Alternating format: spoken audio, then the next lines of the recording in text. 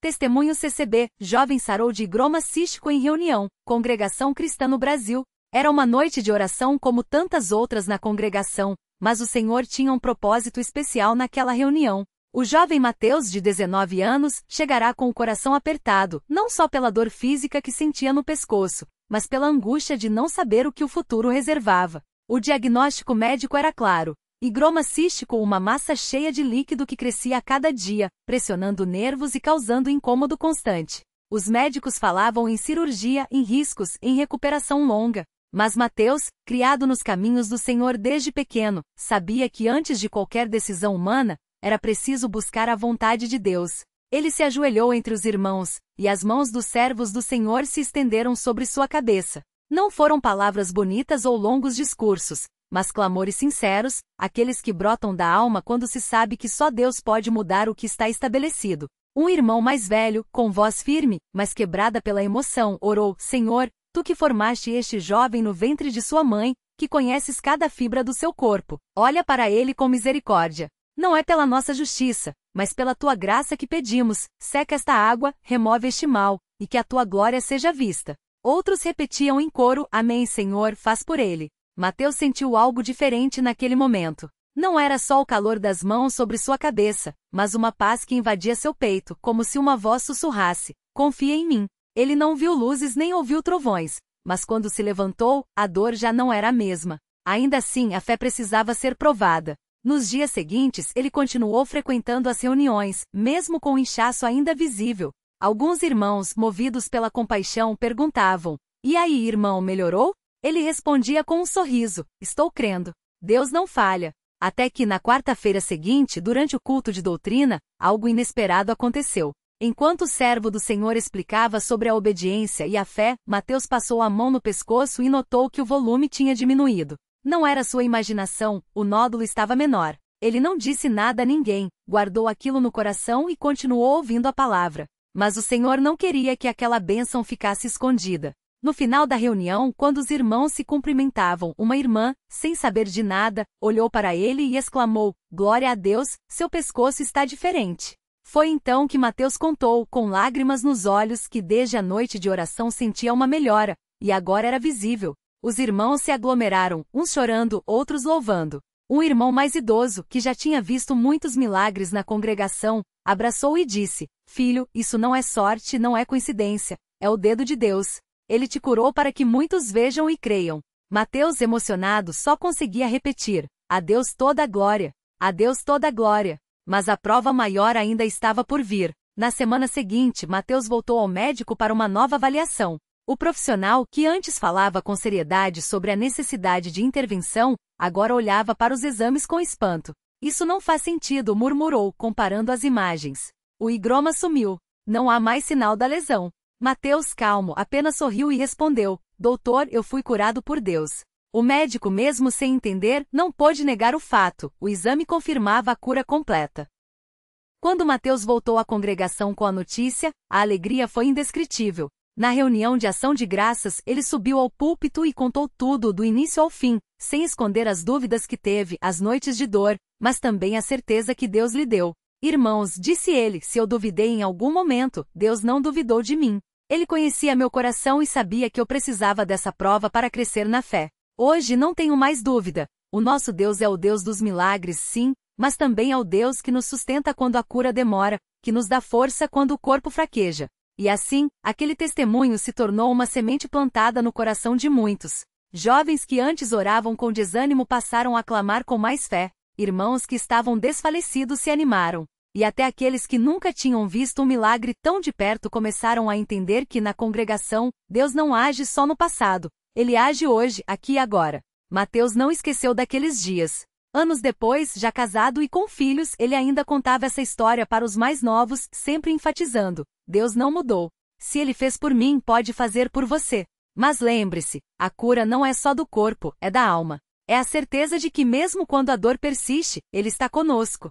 E assim, geração após geração, a fé na congregação continuava firme, não por causa de homens, mas porque o Espírito Santo, em sua bondade, nunca deixa de confirmar a sua palavra com sinais e maravilhas. E a nós que ouvimos esses relatos, cabe a pergunta: será que ainda cremos assim?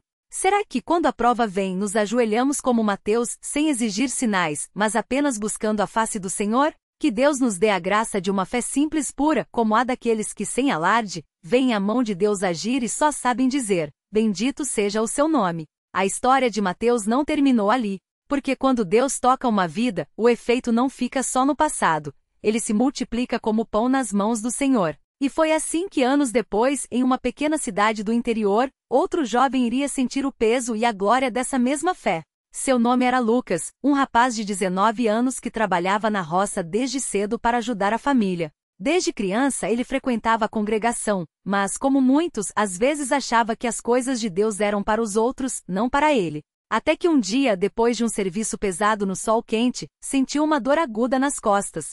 Pensou que fosse cansaço, mas a dor não passou. Com o tempo, um inchaço apareceu e os médicos, depois de exames, deram o diagnóstico: higroma cístico, um acúmulo de líquido entre as vértebras, que poderia piorar e até comprometer seus movimentos. A notícia abalou a família. Sua mãe, irmã na fé desde a juventude, chorou, mas não desanimou. Vamos orar, filho.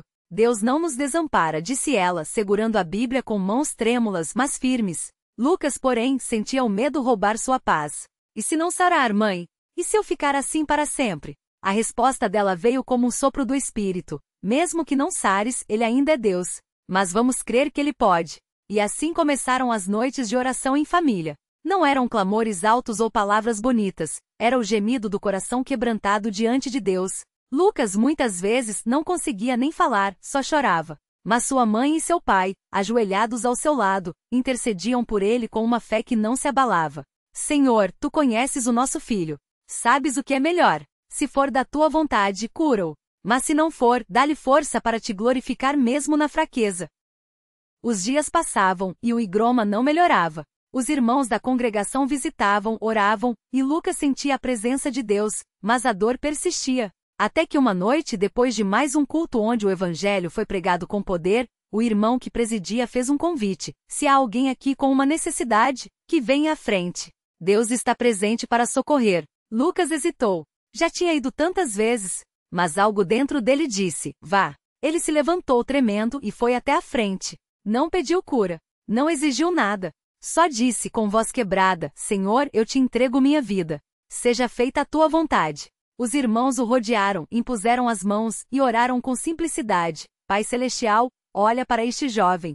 Tu sabes de sua dor. Se for do teu agrado, libera-o deste mal para que muitos vejam a tua glória. Não houve gritos, não houve espetáculo, apenas corações unidos em súplica. E então, algo aconteceu. Lucas sentiu um calor percorrer suas costas, como se uma mão invisível tocasse exatamente onde doía. Não foi um estrondo, não foi um clarão, foi uma paz tão profunda que ele soube, sem sombra de dúvida, Deus estava agindo. Quando se levantou, a dor tinha sumido. E quando, dias depois, voltou ao médico, os exames mostravam: o higroma não estava mais lá. Os médicos ficaram perplexos. Isso não tem explicação médica, disseram. Mas Lucas sorriu. Ele sabia a explicação. E naquela noite, no culto de ação de graças, ele testificou com lágrimas nos olhos: Irmãos, eu não merecia. Não fiz nada para merecer. Mas Deus, em sua misericórdia, me tocou. Não foi por minha fé, foi pela fé dele em mim. E assim, mais uma vez, a congregação viu que Deus não muda. Ele não precisa de multidões, de propagandas, de grandes eventos. Ele age onde há um coração sincero, onde há irmãos que se reúnem em seu nome. Não foi o jovem que escolheu o milagre, foi o milagre que escolheu o jovem para que muitos crescem. Mas a história não para por aí, porque depois da cura veio a prova da gratidão. Lucas poderia ter se envaidecido, poderia ter achado que agora era especial por ter recebido um milagre. Mas o Espírito Santo o ensinou o caminho da humildade. Ele continuou indo às reuniões, não como alguém que já tinha recebido sua bênção, mas como um servo que sabia que cada dia era uma nova oportunidade de servir. Começou a visitar os doentes, a orar pelos que sofriam, a testemunhar com simplicidade: Deus cuida. Às vezes ele cura agora, às vezes ele sustenta na dor, mas ele nunca abandona. E foi assim que certo dia, ele encontrou um homem na porta da congregação, desanimado, com uma doença crônica que os médicos não conseguiam tratar. O homem olhava para o chão e disse: já orei tanto. Não adianta. Lucas não deu sermão. Só colocou a mão no ombro dele e disse: vem, vamos orar juntos. E ali mesmo, nos degraus do salão, eles se ajoelharam. Não houve pressa, não houve fórmula, apenas dois filhos de Deus buscando o Pai. Meses depois, aquele homem também testificou. Não da cura imediata que esperava, mas de uma paz que invadiu sua alma. Não serei curado aqui? Não sei. Mas agora sei que mesmo doente, Deus me ama. E isso é suficiente. E assim o milagre de Lucas se multiplicou não só em curas, mas em vidas transformadas pela paciência, pela esperança, pela certeza de que Deus não se esquece de ninguém. E hoje, quando Lucas olha para trás, ele não se lembra só do dia em que foi curado. Ele se lembra das noites em que sua mãe orava por ele, do irmão que o abraçou quando ele chorava, da irmã que lhe deu um lenço para enxugar as lágrimas. Ele se lembra que o milagre não foi só o sumiço do higroma, foi a família de Deus se unindo em torno dele, foi a igreja sendo igreja. Porque na congregação, os milagres não são para engrandecer homens, mas para glorificar a Deus. Não são para criar dependência de sinais, mas para fortalecer a fé na palavra. E assim cada testemunho se torna uma pedra no altar da memória coletiva. Deus foi fiel ontem, é fiel hoje, será fiel amanhã. E a nós que ouvimos estas coisas cabe a pergunta: será que ainda cremos no Deus que age no silencioso, no Deus que cura sem alarde, no Deus que sustenta quando a cura não vem? Será que quando a prova chegar, vamos nos lembrar de Mateus, de Lucas e de tantos outros que sem ver creram, e vendo continuaram crendo? Que Deus nos dê a graça de uma fé que não depende de milagres, mas que quando eles vêm, saiba reconhecer a mão dele e dobrar os joelhos em adoração. Porque no final, o que importa não é se fomos curados ou não, é se em tudo, demos glória ao Kelly que nos ama além de qualquer entendimento. E assim, a história continua. Não em livros, não em redes sociais, mas no coração daqueles que, como Lucas, descobrem que o maior milagre não é a cura do corpo, mas a certeza de que em Cristo, já somos mais que vencedores, mesmo quando a batalha ainda não acabou. Lembra também das manhãs em que ele acordava com o peso daquela massa no pescoço, como se carregasse uma pedra invisível que ninguém mais via, mas que ele sentia a cada movimento, a cada respiração mais funda. Era como se o corpo gritasse o que a alma tentava esconder. O medo de não ser suficiente, de não aguentar mais uma noite de dor, de não ver a luz no fim daqueles dias tão iguais. Mas então vinham as mãos da mãe, sempre quentes, sempre firmes, colocadas sobre sua cabeça enquanto ela orava em voz baixa, como se falasse direto com o pai, sem pressa, sem desespero, só com uma confiança que ele não entendia, mas que o fazia fechar os olhos e deixar as lágrimas caírem sem vergonha. Era assim na congregação. Não havia espetáculo, não havia palmas, não havia ninguém marcando hora para o milagre acontecer. Havia só irmãos e irmãs que se reuniam, como sempre fizeram, para buscar a Deus. E naqueles momentos, entre um hino e outro, entre uma oração e um amém murmurado, Lucas sentia algo que nenhuma medicina podia explicar. Uma paz que vinha de dentro, como se o Espírito mesmo soprasse sobre as feridas da sua alma antes mesmo de tocar no seu corpo. Ele não sabia explicar, mas sabia que ali, naquele lugar simples, entre paredes sem luxo e corações sem máscaras, Deus estava presente. Não como uma ideia, não como uma doutrina, mas como um pai que se inclina para ouvir o gemido do filho. E teve a noite em que o irmão mais velho da igreja, aquele que já tinha visto tantas batalhas e tantas vitórias, se aproximou dele depois da reunião e disse apenas: "Filho, Deus não esqueceu de você." Não foram palavras bonitas, não foram promessas vazias. Foram só 7 palavras, mas carregadas de tanto peso que Lucas sentiu o chão firme debaixo dos pés pela primeira vez em meses. Porque às vezes o que a gente precisa não é de uma resposta, mas de alguém que nos lembre que a pergunta já foi ouvida no céu. E então veio o dia. Um dia como outro qualquer, até não ser. Lucas entrou na reunião como sempre, sentou no banco de sempre, cantou os hinos de sempre. Mas dessa vez, enquanto o irmão lia a palavra, ele sentiu algo diferente. Não foi um calor, não foi um arrepio. Foi como se uma mão invisível desatasse um nó que ele carregava há tanto tempo. Ele levou a mão ao pescoço, como fazia por hábito, e parou. Não havia mais nada. Nenhuma protuberância, nenhuma dor, nenhum sinal daquilo que o acompanhará por tanto tempo. Só a pele lisa, como se nunca tivesse existido nada ali. Ele não gritou, não pulou, não correu para contar a todos. Primeiro, ele chorou. Chorou como quem encontra algo que achava perdido para sempre. Chorou como quem recebe de volta uma parte de si mesmo que pensava estar quebrada. E então, quando os irmãos perceberam, quando as mãos se estenderam para tocá-lo, para confirmar com os próprios olhos, não houve alarde. Houve só um silêncio cheio de Deus, daquele tipo que só existe quando o Espírito está no meio do povo. E depois um glória a Deus dito em voz baixa como se fosse segredo entre eles e o Pai. Mas o milagre não acabou ali. Porque nos dias que seguiram, Lucas descobriu que a cura do corpo era só o começo. Agora ele via as coisas de outro jeito. Via a irmã que levava comida para a família quando a mãe não podia cozinhar. Via o irmão que chegava mais cedo para limpar a igreja sem ninguém pedir. Via as crianças brincando no pátio, os jovens lendo a Bíblia nos bancos de trás, os ancianos orando com os olhos fechados, como se estivessem vendo o céu antes da hora. E entendia, o milagre não era só dele, era de todos. Era a igreja sendo o que Deus sempre quis que fosse, um corpo vivo onde cada membro sofre e se alegra junto, onde ninguém é esquecido, onde a fé não é teoria, mas vida.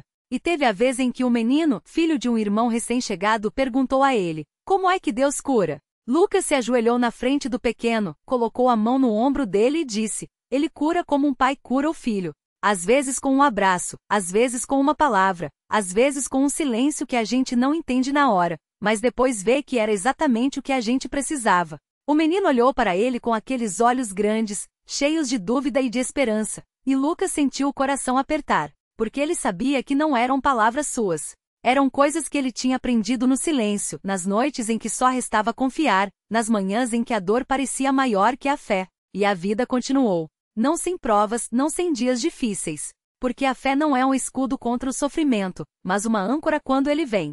Teve a vez em que a mãe adoeceu, e Lucas se viu de joelhos novamente, agora intercedendo por ela, com as mesmas mãos que um dia oraram por ele. Teve as noites em que a saudade do pai, que partirá anos antes, voltava como uma onda, e ele precisava se agarrar às promessas que conhecia de cor, mas que às vezes pareciam tão distantes. Teve os momentos em que a dúvida batia à porta, sutil como uma brisa, perguntando: e se aquilo tudo foi só sorte?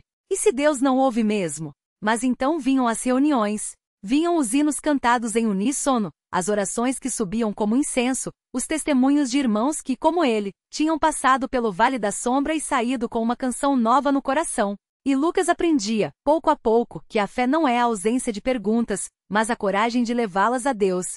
Que a cura não é a prova de que somos fortes, mas a certeza de que Ele é fiel, mesmo quando nós não somos. Que os milagres não são para nos tornar independentes de Deus, mas para nos fazer depender mais dele, porque só Ele sabe o que realmente precisamos. E assim, anos depois, quando um jovem recém-batizado se aproximou dele após uma reunião e disse, com a voz trêmula: eu tenho medo de não ser curado. Lucas não deu uma resposta pronta. Ele contou a sua história. Contou das noites de dor, da mãe que orava, do irmão que o abraçou, da irmã que enxugou suas lágrimas. Contou do dia em que o higroma sumiu, mas também dos dias em que outras dores vieram. E como em todas elas, Deus esteve presente, às vezes curando, às vezes sustentando, sempre amando. E quando terminou, o jovem olhou para ele e perguntou: e se a minha cura não vier?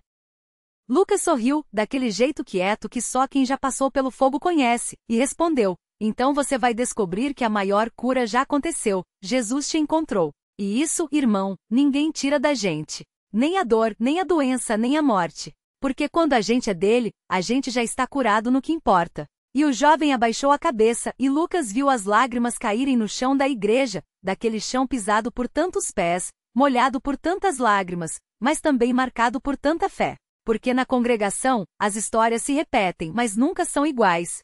Cada prova é única, cada milagre é pessoal, cada glória a Deus sai de um coração que só Ele conhece por dentro. E assim a fé vai passando de geração em geração, não como uma regra, não como uma obrigação, mas como um fogo que não se apaga. Um fogo que aquece nas noites frias, que ilumina nos caminhos escuros, que purifica quando a gente pensa que não vai aguentar. E quando Lucas olha para trás, ele não vê só a cura de um higroma. Ele vê as mãos que o levantaram, as vozes que oraram por ele, os olhos que choraram com ele. Ele vê a igreja sendo família, sendo refúgio, sendo esperança. Ele vê Deus agindo não só no extraordinário, mas no comum, no pão partido na ceia, na água do batismo, no aperto de mão depois da reunião, no como vai, irmão, dito com sinceridade. E ele sabe que no final das contas, o maior milagre não é o que Deus faz por nós, mas o que Ele faz em nós. Nos transforma, nos quebra, nos molda, nos faz mais parecidos com Cristo, mesmo quando a gente não entende o caminho. Porque a fé não é sobre ter todas as respostas.